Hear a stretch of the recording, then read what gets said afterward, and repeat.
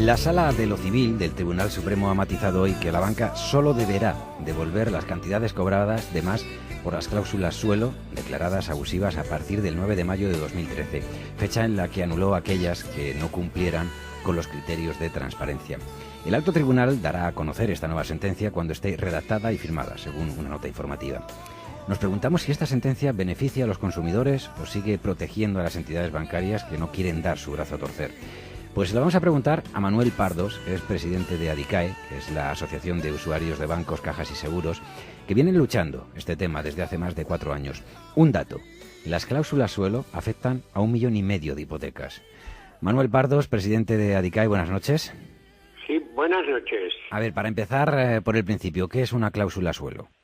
Sí, bueno, aclarar que fueron más de 4 millones las hipotecas que tenían esta cláusula. Vale. Pero en principio damos por resueltas o mal resueltas o regularmente resueltas todo el resto, y que en estos momentos por lo menos 1,5 millones de familias siguen teniendo ahí ese peso de la cláusula suelo. Vale. Que consiste en que en las hipotecas el tipo de interés variable, el famoso Euribor o algún otro índice minoritario, sube y baja. Como sabemos, los tipos de interés en Europa han venido bajando hasta este momento, que están prácticamente a cero, al 0,05, es decir, prácticamente nada el precio del dinero en Europa y, por tanto, el Euribor. Y, sin embargo, la cláusula suelo establecía que no podían bajar del 4,5, del 4, del 3,5 y en algún caso del 5, etcétera, pero más minoritario. Es decir, que desde hace 5, 6, 8 años, conforme han ido bajando los tipos de interés, esa cláusula les ha impedido a millones de españoles que les bajara el tipo de interés, que se desesperaban porque oían: bajan las hipotecas, baja el Euribor, sí, bajan los tipos de interés, y sin embargo el de ellos no bajaba. ¿Por qué? Por una cláusula que les metieron ahí sin su conocimiento y que por eso la consideramos abusiva. Vale, o sea, es que les dijeron algo así como eso, que mientras que vaya bajando hasta aquí, os lo bajamos hasta aquí. Luego, aunque siga bajando a partir de esta línea, nosotros no vais a tener ese descuento. Sería un poco eso, ¿no? No se lo explicaron así, ¿eh? Si se lo hubieran explicado así... No habrían firmado. No habrían firmado, habrían dicho: bueno, ¿qué está usted diciendo? Alguno habría firmado porque entendiera de eso. No, es que les decían: esto es un seguro para que no suba la hipoteca. Ya. Para que en aquellos momentos estaba al 5,4, que fue el máximo histórico del Euribor, al 5, al 4,8, que era muchísimo, y en aquel momento además la gente no podía pagar las hipotecas por ese tipo de interés tan grande. Y por tanto les decían: para que no te suba. Había como una amenaza teórica que ellos sabían que no iba a ir por ahí, que los tipos iban a ir a la baja lentamente como fueron, pero a la baja nadie imaginó que iban a estar al 0,05, es decir, prácticamente a cero, pero sí que bajaban para abajo. Don Manuel, ¿a quién beneficia el anuncio de la sentencia del Tribunal Supremo hoy? Bueno, hoy, ya este día ya dejado atrás. Pues ya la primera sentencia, la que dieron, la famosa del 13 de mayo de 2013, les beneficiaba. Ahora diré por qué. Pero la de hoy les vuelve a beneficiar y más, y les refuerza. ¿A quién? ¿A quién? A la banca, sí, vale. Seguro, a la banca, sin ninguna duda. Lo veremos enseguida. ¿Qué pasó en esa famosa sentencia del Tribunal Supremo? Que no adjudicó el resarcimiento, la declaró nula. Nula es que era ilegal, que era ilegítima, que no debía de haberse puesto. Vale. Y el Código Civil español dice que una cláusula de un contrato que no debería de haberse puesto, que un tribunal la declara nula, obliga a decir: todo lo que hayas cobrado de más o te has beneficiado por esa cláusula, si era nula tienes que devolverlo, porque si no es enriquecimiento injusto. Pues bien, el Tribunal Supremo, como en esa demanda no le habían puesto afectados ni le habían puesto petición de resarcimiento, pues no lo dio. Dijo: bueno, a mí me han pedido que declare nula. Había sido una organización que se equivocó en ese planteamiento, Abasban en este caso, y el Tribunal Supremo se aprovechó, porque lo que quería el Tribunal Supremo es lo que quería hacer.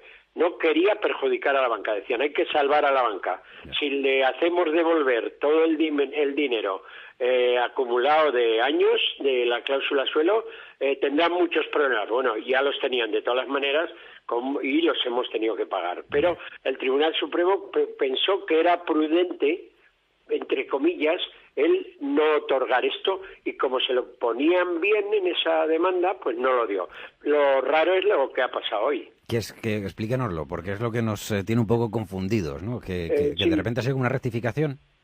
No, todavía no sabemos, porque es una cosa curiosa que el Tribunal Supremo, antes de tener la sentencia redactada, se han reunido, eso sí, haga un comunicado de prensa. Dice, pero bueno, los tribunales se expresan no con comunicados de prensa, y además diciendo ya redactaremos la sentencia, sino con la sentencia para que la veamos todos, la vean los afectados, que son muchos, cientos de miles. Entonces han hecho un comunicado de prensa en el que dicen no reafirmamos en aquella sentencia.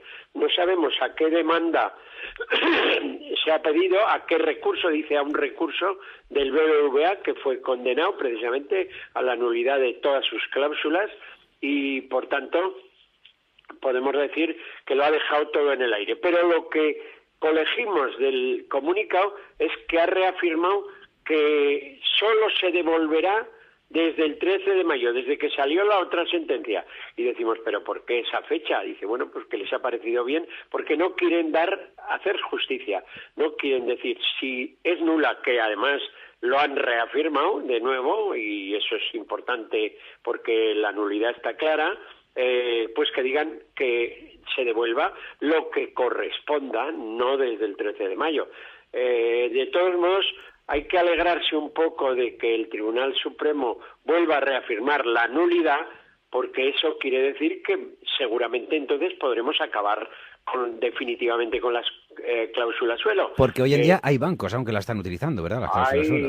Hay prácticamente toda la banca, la que sigue utilizándola, incluida el BBVA, porque algunos clientes, aunque está condenado a la nulidad, no aceptan el que no les resarzan del dinero que se les ha cobrado de más.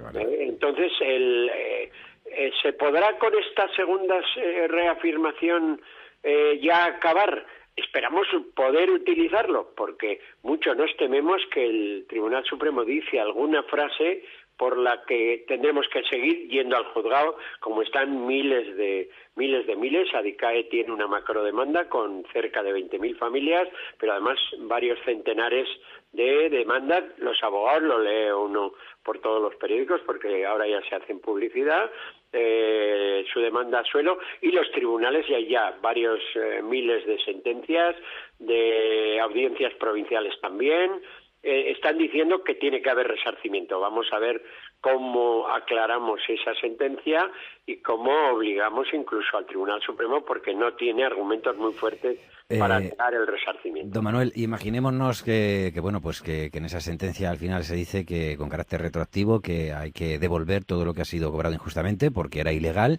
¿Esto perjudicaría tanto a la banca como que, no sé, por lo que yo estoy medio entendiendo, como que el Tribunal Supremo tenga miedo de que esto se pueda ir al garete, vamos, que pueda quebrar? Así es, bueno, quebrar yo creo que no puede quebrar el sistema financiero español. Ya se ha visto que ni siquiera Bankia, con todo su agujero, o las cajas galegas, o la CAM, etcétera, no llegaron a la quiebra. La verdad es que ha costado a todos los contribuyentes. Es una cantidad grande, pero es ilegal. Y si es ilegal, lo que no se puede decir a los usuarios españoles, se les puede decir, pues mira, os hemos quitado ese dinero, pero os fastidiáis, porque hay que favorecer a la banca para que gane más dinero. Y han empezado a ganar dinero. Ya ahora mismo estamos viendo ya los resultados, y hay beneficios enormes, como los tuvieron siempre.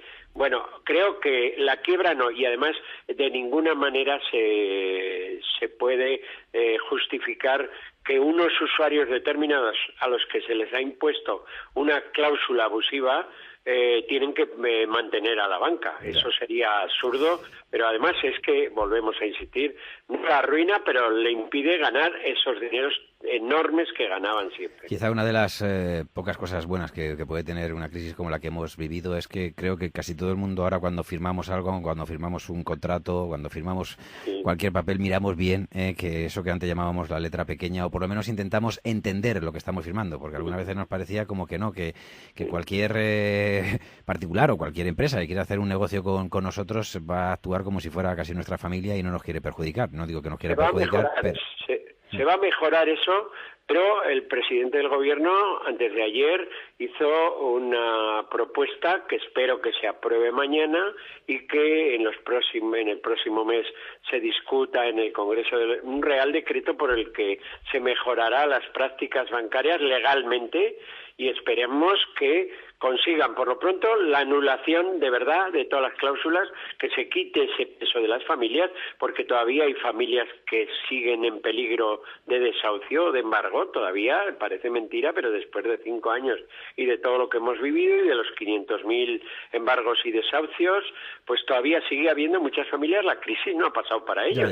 Han mantenido la hipoteca como han podido, apretándose el cinturón, pero todavía hay familias en peligro. Esperemos que esa promesa del presidente del gobierno se traduzca en el próximo mes, lo mismo que la promesa de las hipotecas de la segunda oportunidad se traduzca en ley. Sobre la dación en pago, ¿cree que vamos a poder también llegar a ver esto? Que es que o sea, hay quien te lo pone como que es imposible y hay quien te dice, oye, que en otros países funciona, como puede ser, por ejemplo, Estados Unidos. No estamos hablando de una economía pequeña y de una economía que no haya también sabido resurgir de su crisis, y está funcionando la dación en pago. Sí. Bueno, en ningún país ha habido la crisis hipotecaria española. En los Estados Unidos había 10 millones de hipotecas o algo más de las llamadas hipotecas subprime, ¿verdad?, que estaban en riesgo.